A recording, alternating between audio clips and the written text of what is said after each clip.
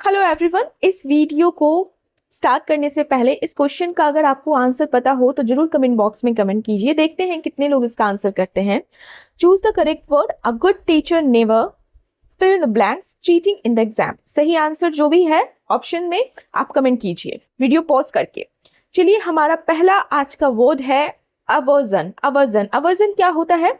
Aversion, पहले तो इसका पार्ट्स ऑफ स्पीच ये नाउन है और अवर्जन का अर्थ होता है नापसंद, या आप कह सकते हो घृणा।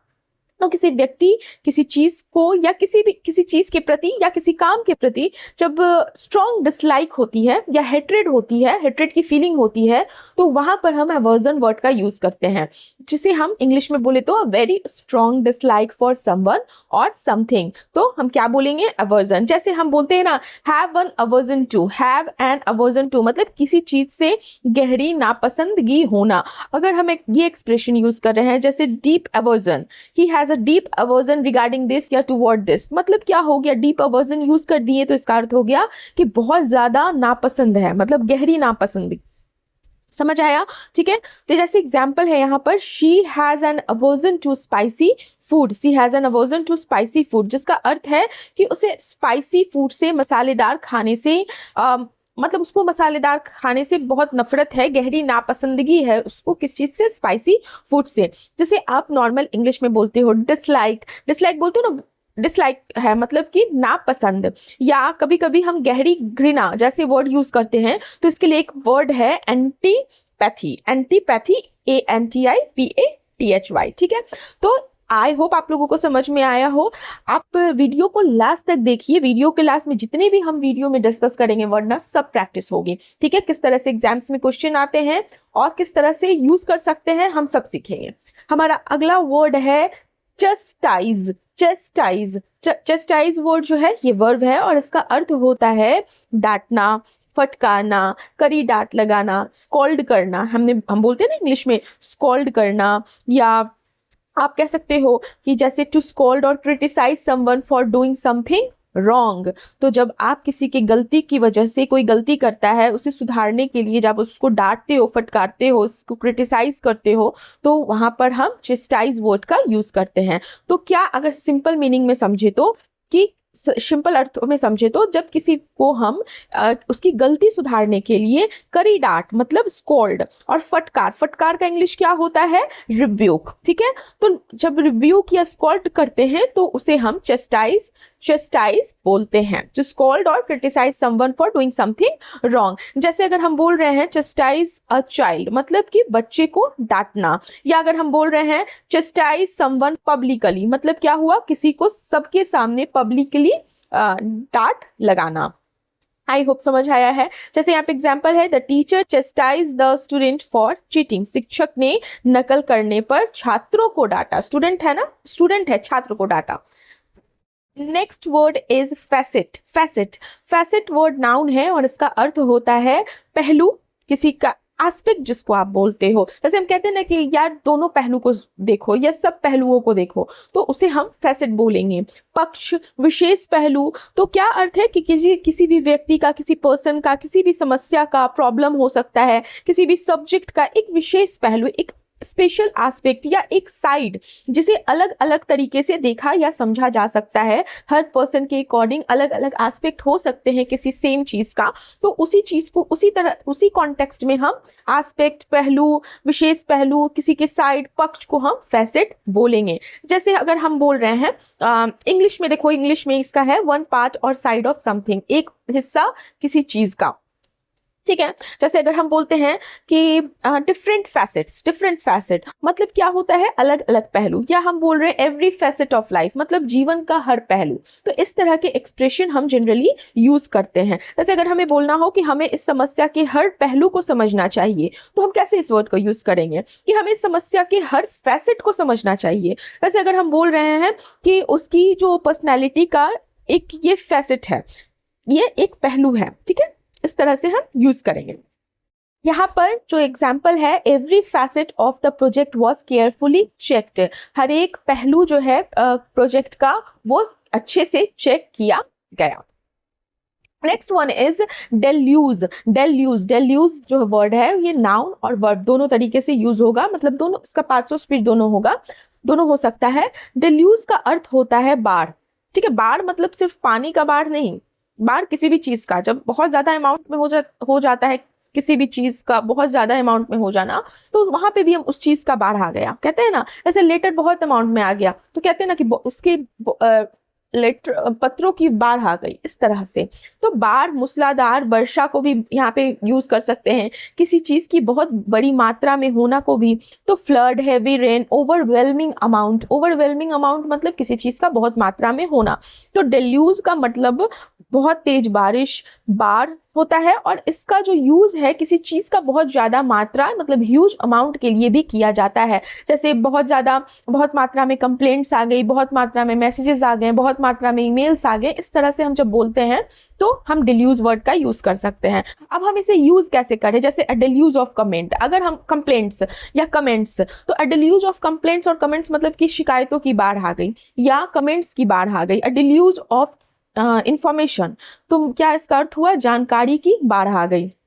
समझ आया मतलब। वैसे यहाँ पे एग्जाम्पल है, we received a deluge of emails after the announcement, घोषणा अनाउंसमेंट के बाद हमें ईमेल्स की भरमार मिली। इस तरह से हम डेल्यूज वर्ड यूज करेंगे।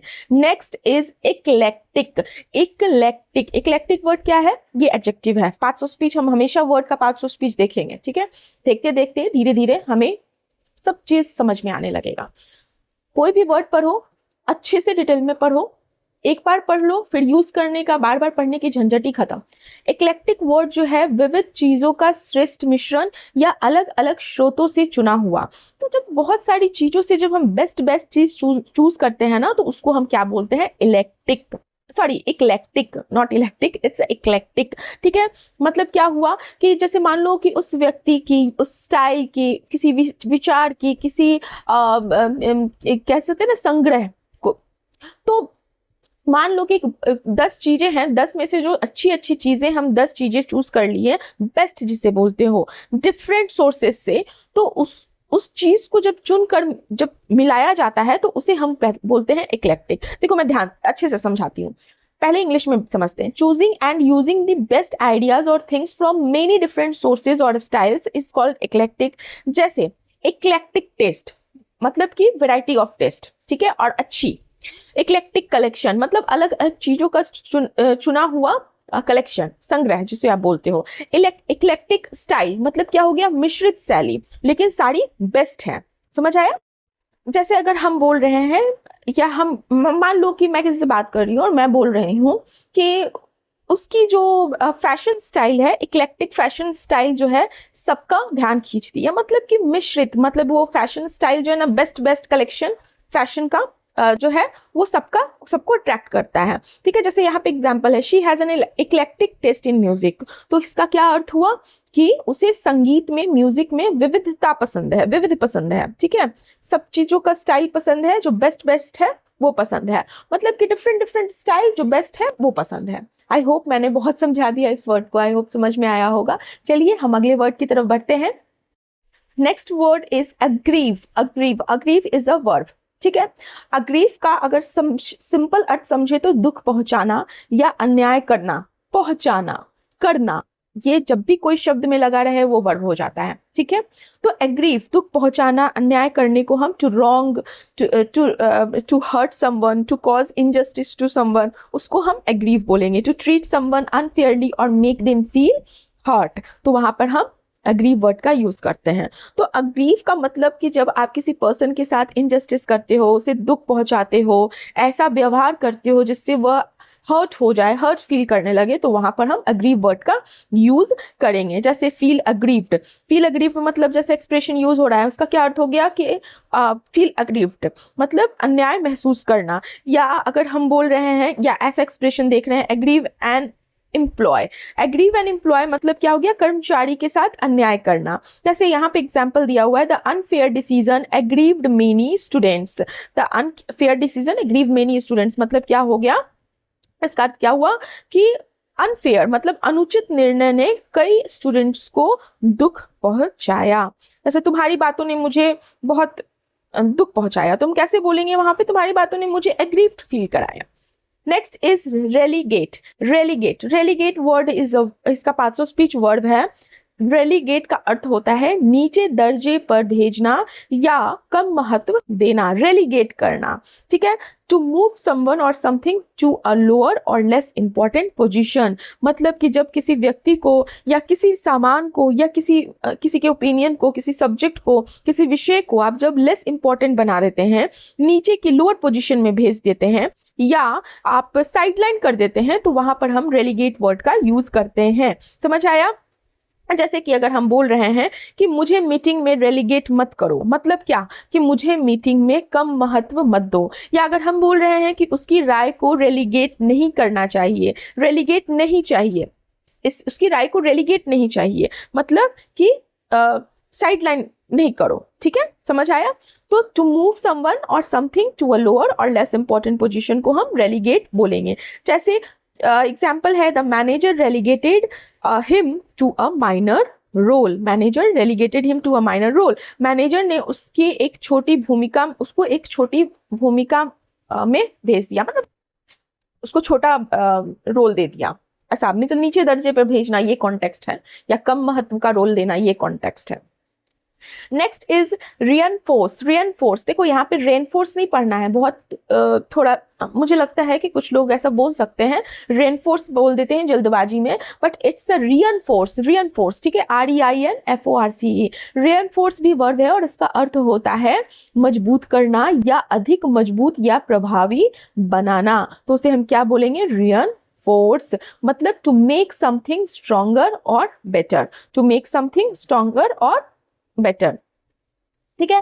Regular practice reinforces good habit. जब आप रेगुलर प्रैक्टिस करते हो ना, तो किसी चीज को और मजबूत करते हो। जैसे regular practice reinforces good habits, good habit को और मजबूत करते हो। जो अच्छी आदतें हैं, तो आप उसको जब प्रैक्टिस करते जाओगे ना, तो वो क्या होगा? और मजबूत होगा, और आपके लाइफस्टाइल में वो चीज और मजबूती से इनकलकेट होगा।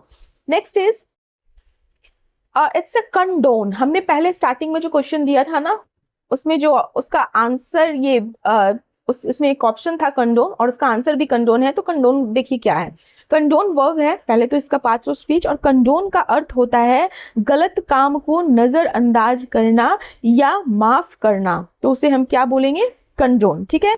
टू एक्सेप्ट और allow bad behaviour without punishing it.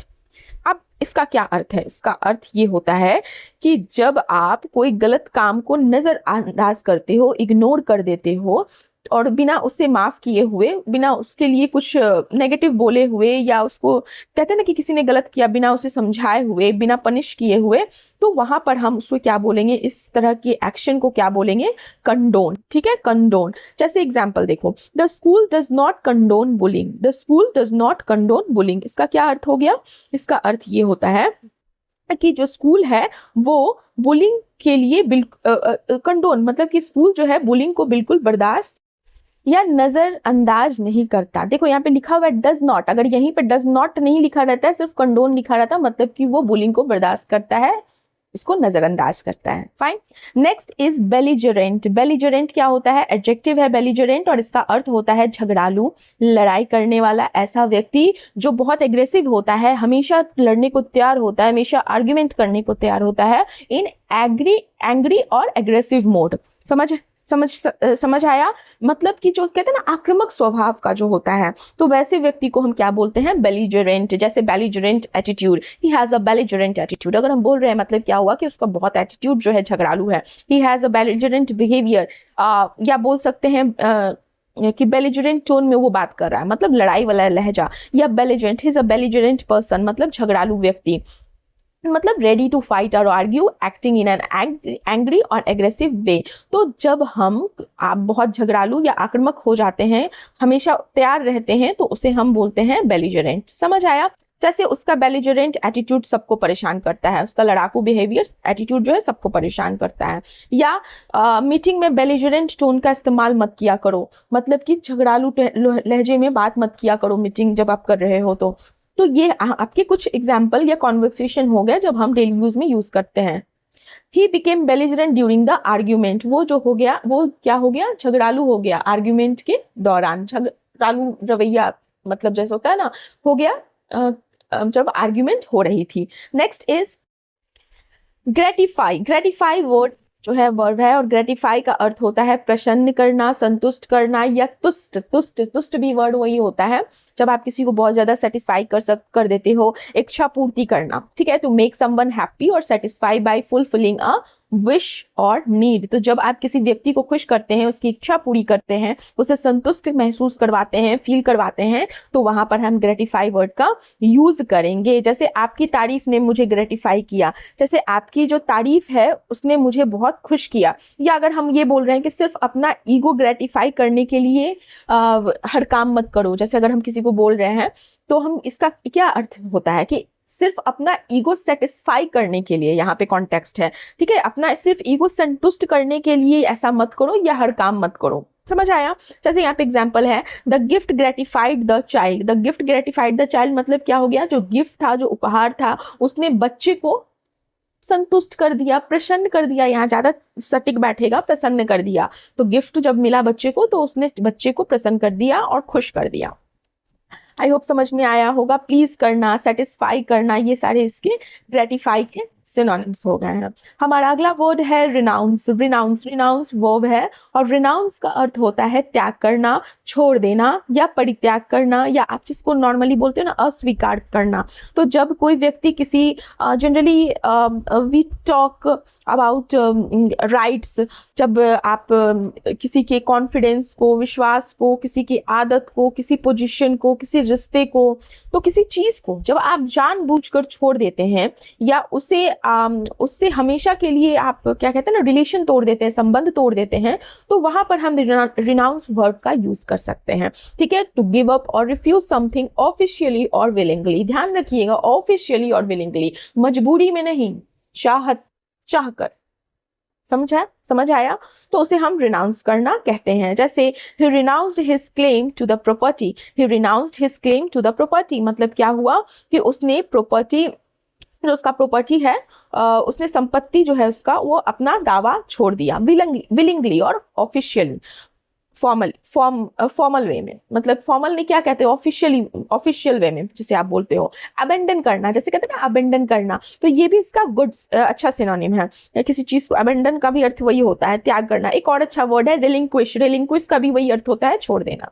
सो ये हमारा आज का लास्ट वर्ड था। अब हम करेंगे प्रैक्टिस किस चीज का, जो भी आज हमने डिस्कस किया है वर्ड, सबको हम देखेंगे। ठीक है, चलिए स्टार्ट कीजिए। वीडियो को पॉज कीजिएगा, आंसर दीजिएगा, कमेंट बॉक्स में आंसर बताइएगा। देखिए आपको कितना याद रहता है।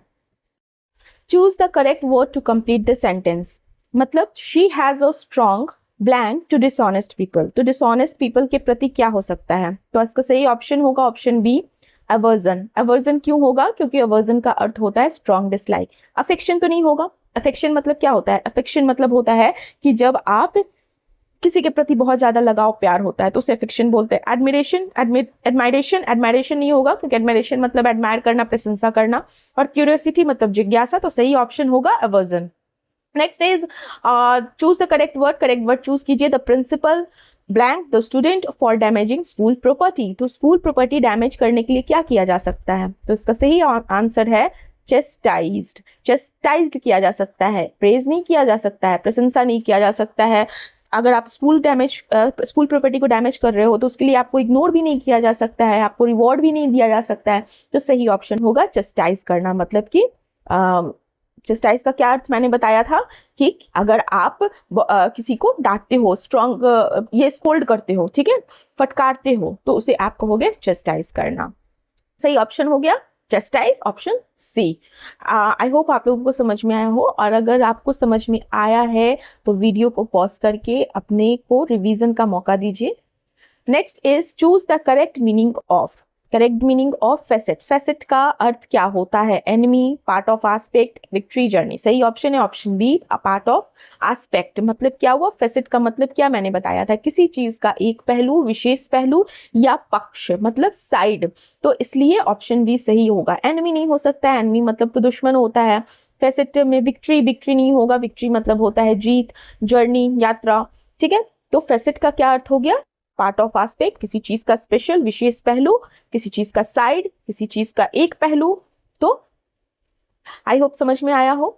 Next is choose the correct meaning of deluge. Deluge का करेक्ट मीनिंग चूज कीजिए। A small mistake, a huge flood और an overwhelming amount, a happy celebration और अ क्वाइट प्लेस। तो इसका सही आंसर होगा, क्या मैंने बताया था, डिल्यूज का मतलब होता है अ ह्यूज फ्लड और एन ओवरवेलमिंग अमाउंट, किसी चीज का बहुत ज्यादा हो जाना। यहाँ पे बारिश के भी सेंस में, कॉन्टेक्स्ट में था, बहुत ज्यादा बारिश होना, बहुत फ्लड आ जाना, या इस सेंस में भी था कि जैसे ईमेल्स का फ्लड, कमेंट का फ्लड, मैंने बताया था ना, मैसेजेस का फ्लड, लेटर्स का फ्लड, किसी भी चीज का फ्लड, इंफॉर्मेशन का फ्लड, तो वहां पर हम क्या बोलेंगे, डिल्यूज।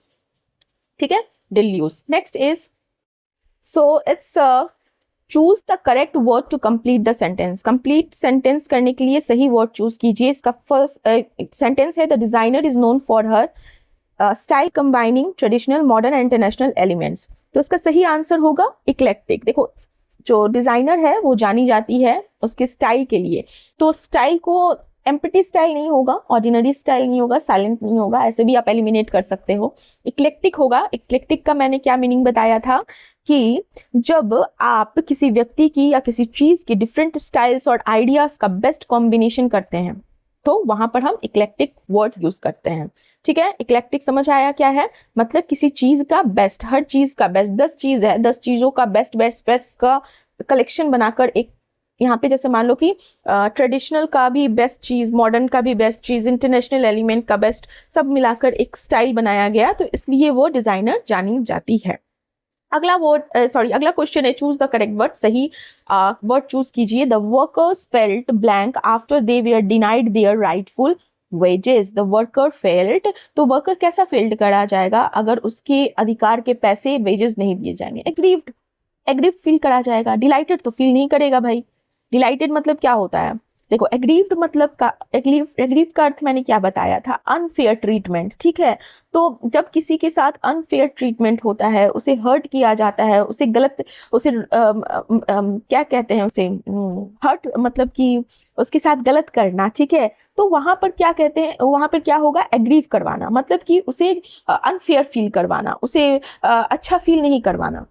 यहाँ पे ऑप्शन भी आप एलिमिनेट कर सकते हैं, डिलाइटेड, एक्साइटेड, अम्यूज्ड, ये सारे पॉजिटिव हैं। Next is choose the correct meaning of relegate. Relegate का करेक्ट मीनिंग चूज कीजिए। Promote to higher position, no. Celebrate publicly, no. Increase salary, no. इसका सही ऑप्शन होगा move to a lower position और less important position. ठीक है, मैंने आपको बताया था ना, रेलीगेट का मतलब होता है किसी व्यक्ति को किसी चीज को, किसी सब्जेक्ट को लोअर और लेस इंपॉर्टेंट पोजीशन में भेज देना, या किसी चीज को लेस इंपॉर्टेंट, कम महत्व देना, लेस इंपॉर्टेंट फील कराना भी आप बोल सकते हो। ठीक है, तो move to a lower position और लेस इंपॉर्टेंट पोजीशन को हम बोलेंगे रेलीगेट। यहाँ पे प्रमोट अ हायर पोजीशन सही नहीं है। सेलिब्रेट पब्लिकली, इंक्रीज सैलरी, ये तो बिल्कुल भी सही नहीं है। ठीक है, हमारा अगला क्वेश्चन है, choose the correct word to complete the sentence. Despite strong pressure from others, मतलब स्ट्रॉन्ग प्रेशर, दूसरों से स्ट्रॉन्ग प्रेशर होने के बावजूद भी she refuse to flourish, succumb, admire, expands. का सही आंसर होगा ऑप्शन बी, क्योंकि मैंने सकम का आंसर, सकम का एक आपको मीनिंग बताया था कि हार मान लेना, गिव इन कर देना। ठीक है, तो यहाँ पे अर्थ क्या है, वाक्य का मतलब है कि उसने दबाव के बावजूद, मतलब कि प्रेशर के बावजूद भी हार मानने से इनकार कर दिया, रिफ्यूज्ड टू सकम। ठीक है, फ्लोरिश नहीं होगा, एडमायर नहीं होगा। एडमायर मतलब प्रशंसा, एक्सपेंड मतलब क्या होता है, बढ़ना। ठीक है, किसी चीज का एक्सपेंड, फैलना। तो यहाँ पे सही ऑप्शन होगा succumb. Next one is filling the blanks. Blank fill कीजिए। रेगुलर रिवीजन हेल्प करता है योर मेमोरी, क्या इग्नोर में, योर मेमोरी। रेगुलर रिवीजन करोगे तो आपका मेमोरी इग्नोर होगा या क्या होगा? सही ऑप्शन है ऑप्शन बी, रियनफोर्स होगा। ठीक है, रियनफोर्स का अर्थ क्या मैंने बताया था कि किसी चीज को स्ट्रॉन्गर करना। ठीक है, रेगुलर रिवीजन आपकी मेमोरी को और स्ट्रॉन्गर बनाती है, इसलिए रियनफोर्स सही आंसर होगा। डिले नहीं होगा, डिले मतलब देरी करना, हाइड मतलब छुपना, इग्नोर मतलब कि नजरअंदाज, तो इसका सही आंसर होगा reinforce, reinforce. Next question is choose the correct word. A good teacher never blank cheating in exams. एक अच्छा जो शिक्षक होता है वो कभी भी क्या नहीं करता है, कंडोन्स, इनकरेजेस, बिल्ड्स, इम्प्रूव। तो इसका सही आंसर इनकरेजेस भी हो सकता है ना, देख लीजिए, अगर नहीं हो सकता है तो बताइएगा। इसका सही आंसर होगा ए, कंडोन्स। इनकरेजेस क्यों नहीं होगा, मुझे बताइए आंसर में, कमेंट में बताइए इनकरेजेस क्यों नहीं होगा। ठीक है, अगर दोनों ऑप्शन दिया है तो इनकरेजेस हम क्यों नहीं करेक्ट कर सकते हैं, ये हमको ये हम लोगों को जरूर बताइएगा जिनको भी पता है तो। देखो, कंडोन मीन्स क्या होता है, एक्सेप्ट और ओवरलुक अ रॉन्ग एक्शन। मतलब क्या हुआ, किसी गलत एक्शन को नजरअंदाज करना। तो एक अच्छा टीचर जो होता है कभी भी चीटिंग को कंडोन नहीं करेगा। Fine. Choose the correct word. A person who is always ready to fight is called. ऐसा पर्सन जो हमेशा लड़ने को आतुर रहता है, तैयार रहता है हमेशा लड़ाई करने के लिए, तो उसे कहते हैं हम बेलिजरेंट। हमने पढ़ा था ना बेलिजरेंट। बेलिजरेंट का मतलब क्या होता है, a person who is ready to fight और आर्ग्यू। ठीक है, मतलब कि जो व्यक्ति हर समय लड़ने झगड़ने के लिए तैयार रहता है, तो उसे हम उस तरह के व्यक्ति को क्या कहेंगे, बेलिजरेंट। तो बेलिजरेंट क्या हो गया, एडजेक्टिव हो गया पार्ट्स ऑफ स्पीच में। ठीक है, ऑनेस्ट मतलब क्या होता है, a person who is always ready to fight is called honest, नहीं गलत है। हम्बल, नहीं गलत है। विनम्र तो नहीं हो सकता है। केयरफुल, सावधान तो नहीं हो सकता है। ईमानदार तो नहीं हो सकता है। तो इस तरह से भी आप ऑप्शन एलिमिनेट कर सकते हैं, है ना। चलिए, हमारा अगला क्वेश्चन है, नॉट वर्ड, अगला क्वेश्चन है, choose the correct word. His kind words, उसकी जो काइंड वर्ड्स हैं, blank everyone in the room, क्या कर सकता है। ऑप्शन ए, ग्रेटिफाइड कर सकता है। ग्रेटिफाइड, फ्राइटन नहीं करेगा, इग्नोर नहीं करेगा, ब्लेम नहीं करेगा। ठीक है, ग्रेटिफाई करेगा। ग्रेटिफाई का अर्थ क्या मैंने बताया था, क्या कि सबको खुश, सेटिस्फाई करना। Gratified means made someone happy और सेटिस्फाइड। तो यहाँ उसके दयालु, काइंड वर्ड्स है ना, तो दयालु शब्दों ने सभी को क्या किया, ग्रेटिफाइड किया, संतुष्ट किया, खुश किया। ठीक है, फ्राइटन मतलब डराना होता है, इग्नोर मतलब नजरअंदाज होता है, ब्लेम मतलब किसी पर, ब्लेम करना मतलब किसी पर आप जब गलती डालते हो, कहते हैं ना ब्लेम करना। तो ये सारे तो गलत ऑप्शन है। ठीक है, तो आई होप अगर अभी तक आपने मेरे चैनल को सब्सक्राइब नहीं किया तो मेरे चैनल को जरूर से सब्सक्राइब कीजिएगा। चलिए, हमारा अगला क्वेश्चन है, choose the correct word. After many years, बहुत सालों बाद, he decided to his bad habits. Bad habits लिखा हुआ है ना, क्या हो सकता है, collect bad habits, admire, protect, नहीं, सही ऑप्शन है रिनाउंस। रिनाउंस का अर्थ क्या होता है, रिनाउंस का अर्थ होता है गिव अप कर देना, किसी चीज को इच्छा से छोड़ देना, समथिंग लीव समथिंग विलिंगली। तो यहाँ बात बुरी आदतों की छोड़ने की हो रही है ना, इसलिए रिनाउंस होगा। कलेक्ट मतलब इकट्ठा करना, एडमायर मतलब प्रशंसा करना, प्रोटेक्ट मतलब रक्षा करना। कोई भी ऑप्शन सही नहीं है। ठीक है, तो after many years he decided to renounce his bad habits. तो चलिए, ये वीडियो यहीं खत्म होता है। Thank you for watching. देखो, सब्सक्राइब करने में और लाइक करने में आपका कुछ जाएगा नहीं। अगर आप चाहते हैं कि इसी तरह से मैं मोटिवेट होकर और आपके लिए अच्छे अच्छे वर्ड्स लाऊं, अच्छे अच्छे वोकैब्स लाऊं, एक्सप्रेशंस लाऊं, फ्रेजल वर्ब्स है, इडियम्स है, OWS है, वन वर्ड सब्सटीट्यूशन है, बहुत सारी चीज़ें हैं। ठीक है, ग्रामर बहुत छोटा पार्ट होता है इंग्लिश का, वोकैब बहुत बड़ा होता है। तो इस तरह की बहुत सारी चीज़ें लाऊंगी। प्लीज़ सब्सक्राइब कीजिए, शेयर कीजिए, लाइक कीजिए, कमेंट कीजिए।